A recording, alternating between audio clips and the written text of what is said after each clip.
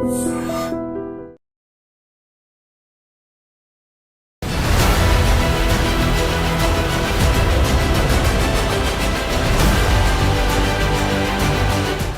మొత్తం రగిలిపోతోంది. ప్రజలందరికీ కోపం కట్టలు తెంచుకుంటోంది. ఓ మానవ మృగం చేసిన దారుణంపై ఒక్కొక్కరి రక్తం ఉడికిపోతోంది. ముఖ్యంగా మహిళలకు కంటి మీద కునుకు లేకుండా చేసిన ఆ రాక్షసుడిపై జనం ఆగ్రహంతో ఊగిపోతున్నారు. కళ్ళ ముందు కనిపిస్తే తొక్కి చంపేసేలా ఉన్నారు.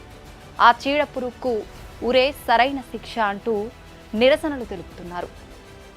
నిర్భయ ఘటన జరిగి 12 ఏళ్లు గడుస్తున్నా దేశంలో మళ్లీ అలాంటి పరిస్థితులే ఉండటంపై బగ్గుమంటున్నారు. కొత్త చట్టాలు ఎన్ని వచ్చినా మహిళలకు రక్షణ లేదంటూ ఆందోళనలు చేస్తున్నారు.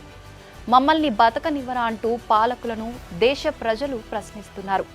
ఎన్నాళ్లు తమపై అఘాయిత్యాలు చేస్తారంటూ మండిపడుతున్నారు.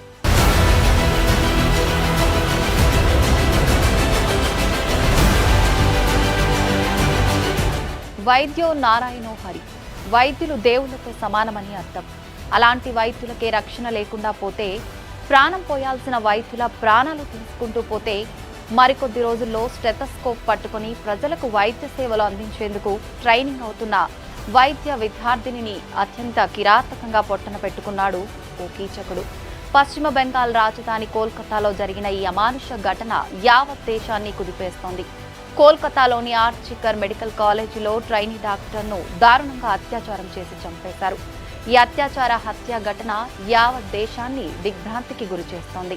ఈ కేసులో బాధితురాలికి న్యాయం చేయాలని డాక్టర్లు, ప్రజలు రోడ్డెక్కి నిరసన తెలుపుతున్నారు. భారతీయ మెడికల్ హిస్టరీలోనే ఓ డాక్టర్పై ఇంతటి దారుణం జరగటం ఇదే తొలిసారి. ప్రస్తుతం ఈ కేసును సిబిఐ విచారిస్తుండగా ఆ రోజు జరిగిన ఘటనలపై అనేక కొత్త విషయాలు ప్రతిరోజు వెలుగు చూస్తున్నాయి. ఆర్జికర్ మెడికల్ కాలేజీ అవినీతి పుట్టగా మారిపోయిందనే విమర్శనలు వెల్లువెత్తుతున్నాయి. మాజీ ప్రిన్సిపల్ సందీప్ ఘోష్ అవినీతి అంతా ఇంతా కాదని తెలుస్తోంది. దేశాన్ని కుదిపేస్తున్న ఈ ఘటన వివరాల్లోకి వెళ్తే, ఆగస్టు 9న కోల్కతాలోని RG Kar medical college and హాస్పిటల్లోని seminar హాల్లో ఉదయం 9 గంటలకు ట్రైనీ డాక్టర్ మృతదేహం లభ్యమైంది. అయితే బాధితురాలు ఆత్మహత్య చేసుకుందని తల్లిదండ్రులకు సమాచారం అందించారు. ఆ తర్వాత పోలీసు అధికారులు అక్కడికి చేరుకున్నాక అత్యాచారం, హత్యగా నిర్ధారించారు. బాధితురాలి తల్లిదండ్రులు ఘటనా స్థలానికి చేరుకున్నప్పటికీ వాళ్లను 3 గంటల పాటు తమ కూతురిని చూడనివ్వలేదు. పోలీసులు తెలిపిన వివరాల ప్రకారం నిందితుడు సంజయ్ రాయ్ బాధితురాలిపై అత్యాచారానికి ఒడిగట్టే ముందు కోల్కతాలోని 2 వ్యభిచార గృహాలకు వెళ్లాడు. ఘటన జరిగిన ఆగస్టు 8న రాత్రిపూట సంజయ్ రాయ్ మద్యం సేవించి ఆసుపత్రికి చెందిన మరో సివిక్ వాలంటీర్తో కలిసి కోల్కతాలోని రెడ్ లైట్ ఏరియాలకు వెళ్లాడు. వీరిద్దరూ కలిసి ఓ 2-వీలర్ను అద్దెకు తీసుకుని తొలుత సోనాగచ్చికి అర్ధరాత్రి సమయంలో వెళ్లారు. అక్కడ రాయ్ వ్యభిచార గృహం బయట నిల్చోగా అతడి మిత్రుడు లోపలికి వెళ్లాడు. అనంతరం రాత్రి 2 గంటల సమయంలో దక్షిణ కోల్కతాలోని ఓ వ్యభిచార గృహానికి వెళ్లారు. ఆ సమయంలో రోడ్డుపై వెళ్తున్న ఓ మహిళను కూడా సంజయ్ రాయ్ వేధింపులకు గురిచేశాడు. ఉదయం 3:50 సమయంలో రాయ్ ఆర్జికర్ ఆసుపత్రికి చేరుకున్నాడు. తొలుత ఆపరేషన్ థియేటర్ డోర్ను పగలగొట్టిన నిందితుడు 4:03 సమయంలో అత్యవసర విభాగంలోకి ప్రవేశించాడు. ఆ తర్వాత 3వ అంతస్తులో ఉన్న సెమినార్ గదిలోకి వెళ్లాడు. ఆ సమయంలో బాధితురాలు సెమినార్ హాల్లో గాఢ నిద్రలో ఉండగా రాయ్ ఆమెపై దాడికి పాల్పడ్డాడని పోలీసులు తెలిపారు. ఇక బాధితురాలు చనిపోయిన విషయాన్ని ఉదయం సుమారు 10:53 బాధితురాలి తల్లికి ఈ విషయం చేరవేశారు. కానీ తొలుత బాధితురాలు ఆత్మహత్య చేసుకున్నట్లు ఆసుపత్రి సిబ్బంది చెప్పారు. అనంతరం ఇది హత్యాచారంగా తేలింది. బాధితురాలు చనిపోయిన సెమినార్ హాల్లోకి నిందితుడు వెళ్లినట్లు సీసీటీవీ ఫుటేజ్ ఆధారంగా పోలీసులు సంజయ్ రాయ్ను అరెస్ట్ చేశారు. దీనిపై దేశవ్యాప్తంగా తీవ్ర ఆందోళనలు వెల్లువెత్తడంతో కేసును సీబీఐకి అప్పగించారు. తొలుత కేసు నమోదు చేసిన ఎస్ఐ అనూప్ దత్తాపై సీబీఐ ప్రశ్నల వర్షం కురిపించింది. ఎస్ఐతో కలిసి నిందితుడు దిగిన పలు ఫోటోలను దర్యాప్తు సంస్థ సేకరించింది. వైద్యురాలి హత్యాచార ఘటనపై కళ్ళు బైర్లు కమ్మే వాస్తవాలు వెలుగులోకి వచ్చాయి. బాధితురాలు నరకయాతన అనుభవించి చనిపోయినట్టు పోస్ట్మార్టం నివేదిక స్పష్టం చేసింది. ప్రాణాలు పోయే ముందు ఆమెను ఎన్ని చిత్రహింసలకు గురి చేశారు అనేది బయటపెట్టింది. పోస్ట్ మార్టం నివేదికపై చర్చ జరుగుతుండగా మరిన్ని వాస్తవాలు వెలుగు చూశాయి. వైద్యురాలిని గొంతు నులిమి ఊపిరాడకుండా చేసి చంపినట్టు వెల్లడైంది.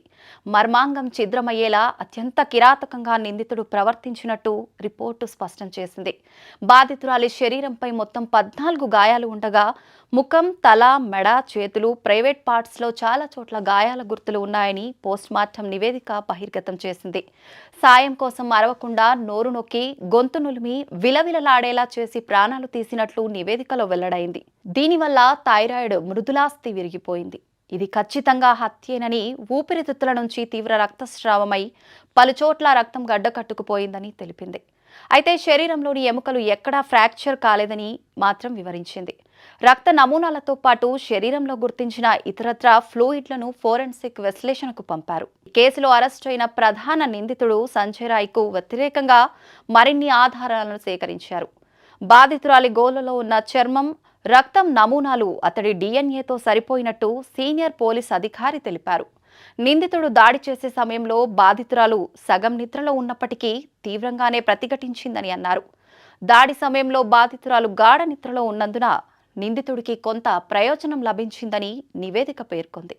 నిందితుడికి సైకలాజికల్ బిహేవియర్ అనాలిసిస్ పరీక్షను నిర్వహించారు. దీని ద్వారా అతడి మానసిక స్థితిని అంచనా వేస్తారు. ఈ నివేదిక ఆధారంగా కేసులో మరింత ముందుకెళ్లొచ్చనే అభిప్రాయం వ్యక్తమవుతోంది. Trainee doctor post mortem reports social మీడియాతో పాటు ఇతర న్యూస్ ఏజెన్సీల్లో వచ్చిన వార్తల్ని కోల్కతా పోలీసులు ఖండించారు. పోస్ట్ మార్టం ప్రక్రియ మొత్తం మెజిస్ట్రేట్ ఎదుటే జరిగింది. దానిని మొత్తం వీడియో తీశారు. అందులో ఎక్కడా కూడా ఆమె శరీరంలో ఎముకలు విరిగినట్లు ప్రస్తావించలేదు. ఒక దశలో ఆమెపై సామూహిక అత్యాచారం జరిగిందన్న వార్తలు వచ్చాయి. ఆమె శరీరంలో 150 మిల్లీగ్రాముల వీర్యం ఉన్నట్లు పోస్ట్ మార్టంలో గుర్తించారని, వాటి సారాంశం ఆమె తల్లిదండ్రులు కోర్టులో వేసిన పిటిషనే ఈ సమాచారానికి మూలమని పలు కథనాలు ఊటంకించాయి. దీనిపై కోల్కతా పోలీస్ చీఫ్ వినేష్ గోయల్ మాట్లాడుతూ 150 mg వీర్యం గుర్తించినట్లు కొందరు చెప్పారు. వారికి ఇలాంటి సమాచారం ఎక్కడ దొరుకుతుందో తెలియటం లేదు. ఇది మీడియాలో వివిధ రూపాల్లో చక్కర్లు కొడుతోంది. ప్రజల్లో గందరగోళం సృష్టించేందుకే ఇలాంటి ప్రయత్నాలు జరుగుతున్నాయని ఆయన అసహనం వ్యక్తం చేశారు. యావత్ దేశాన్ని నిర్ఘాంతపరిచిన హత్యాచార ఘటనపై సర్వోన్నత న్యాయస్థానం తీవ్ర ఆవేదన వ్యక్తం చేసింది. ఈ కేసును సుమాటోగా తీసుకున్న సుప్రీంకోర్టు ఆర్జీకర్ వైద్య కళాశాల ఆసుపత్రిలో జరిగిన ఈ ఘటనను అత్యంత పాశవికం, భయంకరమైందిగా పేర్కొంది. కేసులో ఎఫ్ఐఆర్ దాఖలు చేయడంలో జరిగిన అసాధారణ జాప్యంపై పశ్చిమ బెంగాల్ ప్రభుత్వాన్ని తప్పుపట్టింది. నేరస్థలం సంరక్షణలో వైఫల్యానికి పోలీసులను నిలదీసింది. వైద్య కళాశాల ప్రిన్సిపల్ వ్యవహరించిన తీరుపై మండిపడింది. వైద్య సేవల రంగంలో పనిచేస్తున్న మహిళలు, యువ వైద్యులు, సిబ్బంది భద్రతా విషయంలో సంస్థాగత లోపాలు ఉన్నాయంటూ ఆందోళన వ్యక్తం చేసింది. ఈ కేసుకు సంబంధించిన పూర్తి నివేదిక సమర్పించాలని బెంగాల్ ప్రభుత్వాన్ని ప్రధాన న్యాయమూర్తి జస్టిస్ డివై చంద్రచూడ్ నేతృత్వంలోని ధర్మాసనం ఆదేశించింది. ఆర్జీకర్ మెడికల్ కాలేజీలో ఘటన జరిగిన తర్వాతి పరిణామాలపై సుప్రీంకోర్టు ఆగ్రహం వ్యక్తం చేసింది. College principal doctor Sandip Ghosh దీనిని ఆత్మహత్యగా చిత్రీకరించే ప్రయత్నం చేశారని, అంత ఘోరం జరిగితే ఆత్మహత్య అని ఎలా చెప్పారు అని సుప్రీంకోర్టు ప్రశ్నించింది. మృతదేహాన్ని కుటుంబ సభ్యులు అప్పగించిన చాలా గంటల తర్వాత ఎఫ్ఐఆర్ నమోదు చేయడంతో పాటు తల్లిదండ్రులను 3 గంటల పాటు కూతురిని చూసేందుకు ఎందుకు అనుమతించలేదని న్యాయమూర్తి ప్రశ్నించారు. పోలీసులను బెంగాల్ ప్రభుత్వం వ్యవహరించిన తీరును సుప్రీంకోర్టు తప్పుపట్టింది. ప్రస్తుతం ఉన్న చట్టాలు వైద్యులు, వైద్య రంగంలోని ఉద్యోగులకు భద్రతా వాతావరణాన్ని కల్పించడం లేదని సుప్రీంకోర్టు తెలిపింది. వైద్యుల భద్రత కోసం జాతీయ కార్యదళం నేషనల్ టాస్క్ ఫోర్స్ ఎన్టీఎఫ్ ఏర్పాటు చేస్తున్నామని చీఫ్ జస్టిస్ డివై చంద్రచూడ్ తెలిపారు. పని ప్రదేశంలో భద్రత కల్పించడం కోసం జాతీయ నిబంధనలను రూపొందించడానికి ఎన్టీఎఫ్ ఏర్పాటు చేస్తూ ఆదేశాలు వెలువరించారు.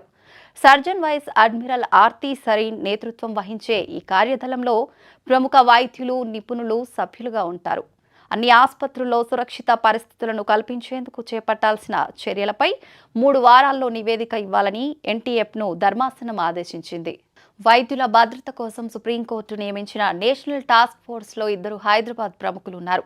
ఒకరు AIG hospitals chairman doctor D Nageswara Reddy కాగా మరొకరు Delhi AIIMS director doctor Srinivas. వీరితో పాటు doctor Pratima Murthy, doctor Govardhan Dutt, doctor Soumitra Rawat, professor Anita Saxena, professor పల్లవి సప్లే, డాక్టర్ పద్మా శ్రీవాస్తవ ఎన్టీఎఫ్ సభ్యులుగా నియమితులయ్యారు.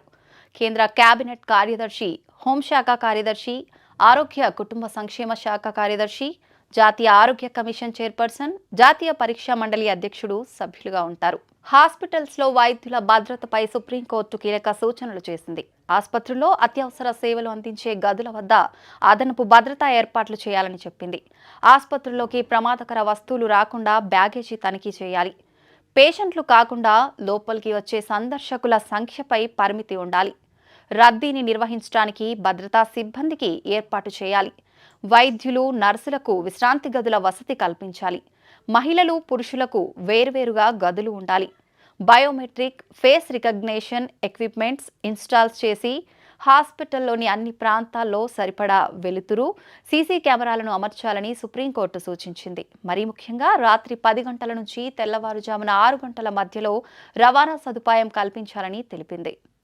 ఆర్జికర్ మెడికల్ కళాశాల అవినీతి పుట్టగా మారిపోయిందనే విమర్శనలు వెల్లువెత్తుతున్నాయి.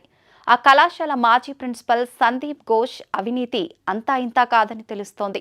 చివరికి అనాథ శవాలను కూడా సందీప్ ఘోష్ విక్రయించేవాడని, బంగ్లాదేశ్కు అక్రమంగా ఔషధాలను ఎగుమతి చేసేవాడని మాజీ ఉద్యోగి పేర్కొన్నారు. వాడేసిన సిరంజులు, ఇతర సామాగ్రిని కూడా రీసైక్లింగ్ చేసి సొమ్ము చేసుకునేవాడని తెలిసిందే. గత ఏడాది వరకు ఇదే కళాశాలలో పనిచేసి ప్రస్తుతం ముర్షీదాబాద్ డిప్యూటీ మెడికల్ కాలేజ్ సూపరింటెండెంట్గా ఉన్న అఖ్తర్ అలీ పలు విషయాలపై ఈయనపై ఉన్నతాధికారులకు గతంలోనే ఫిర్యాదు చేశారు. తాజాగా ఈ ఆరోపణలపై ఏర్పాటైన సిట్ ఇటీవల అఖ్తర్ను విచారణకు పిలిపించింది. ఆయన ఫిర్యాదుల ఆధారంగా ఘోష్పై ఎఫ్ఐఆర్ నమోదైంది. అనాథ శవాలు, వినియోగించిన సిరంజులు, సెలైన్ బాటిల్స్, రబ్బర్ గ్లౌజుల వంటివి ఆసుపత్రిలో ప్రతి 2 రోజులకు 500 నుంచి 600 కిలోలు పోగయ్యేవి. వాటిని 2 బంగ్లాదేశీ వాసుల సాయంతో ఘోష్ రీసైక్లింగ్ చేయించేవాడు. వీటిపై ఆలీ అప్పట్లోనే విజిలెన్స్ కమిషన్, ఏసీబీ, హెల్త్ డిపార్ట్మెంట్లకు ఫిర్యాదు చేశాడు. అప్పట్లో ఆయనపై వేసిన ఎంక్వైరీ కమిటీలో తాను కూడా సభ్యుణ్ణని, అతడు దోషిగా తేలినా ఎవరూ చర్యలు తీసుకోలేదని పేర్కొన్నాడు. ఇక సందీప్ ఘోష్ తరచూ భార్యపై అమానవీయంగా దాడికి పాల్పడినట్లు ఆరోపణలు ఉన్నాయి. ఆమె సిజైరియన్ చేయించుకొని బిడ్డకు జన్మనిచ్చిన 14 రోజుల తర్వాత ఘోష్ తీవ్రంగా ఆమెపై దాడి చేసినట్లు ఇరుగు పొరుగు వారు చెబుతున్నారు. ఈ ఘటనలో ఆమెకు కుట్లు పగిలి తీవ్ర రక్తస్రావమైనట్లు పేర్కొన్నారు.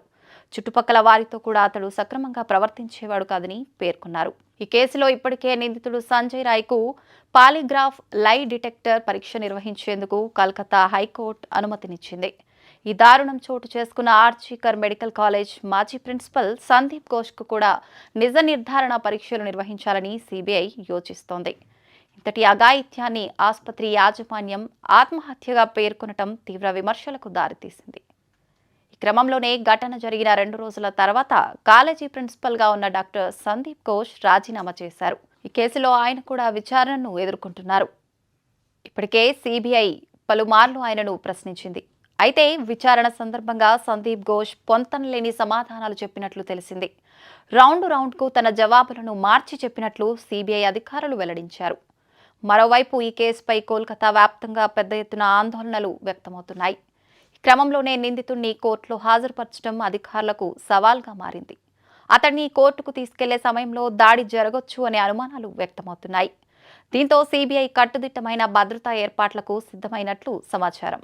ఆర్జికర్ ఆసుపత్రిలో గత బుధవారం అర్ధరాత్రి దుండగులు విధ్వంసం సృష్టించారు. హత్యాచారానికి వ్యతిరేకంగా ఒకవైపు కోల్కతా నగరమంతా నిరసనలు తెలుపుతుంటే మరోవైపు ముసుగులు ధరించిన విధ్వంసకారులు కర్రలు, ఇటుకలు, రాడ్లతో ఆసుపత్రి ఆవరణలోకి దూసుకొచ్చి దాడులు చేశారు. అత్యవసర గది, నర్సింగ్ స్టేషన్, మందుల దుకాణం, అవుట్ పేషెంట్ విభాగాలతో ఓపీడీతో పాటు సీసీటీవీలను ధ్వంసం చేశారు. దాడికి పాల్పడిన వారిలో ఇప్పటి వరకు పలువురిని అరెస్ట్ చేశారు. అర్ధరాత్రి సుమారు 40 మంది వరకు నిరసనకారుల రూపంలో వచ్చిన దుండగులు ఆసుపత్రిలో విధ్వంసం సృష్టించారని, వీరి దాడిలో ఓ పోలీస్ వాహనంతో సహా మరికొన్ని ద్విచక్ర వాహనాలు ధ్వంసమయ్యాయని పోలీసులు పేర్కొన్నారు. మరోవైపు ఆందోళనల నుంచి దృష్టి మళ్లించడానికే విధ్వంసానికి పాల్పడ్డారని నిరసనకారులు ఆరోపించారు. అయితే అక్కడి సాక్ష్యాలను తారుమారు చేసేందుకు రాష్ట్ర ప్రభుత్వమే కుట్ర చేస్తోందని ప్రతిపక్షాలు ఆరోపిస్తున్నాయి. సిబిఐ దర్యాప్తు ఎలా ఉన్నా దేశవ్యాప్తంగా నిరసనలు, ఆందోళనలు కొనసాగుతున్నాయి.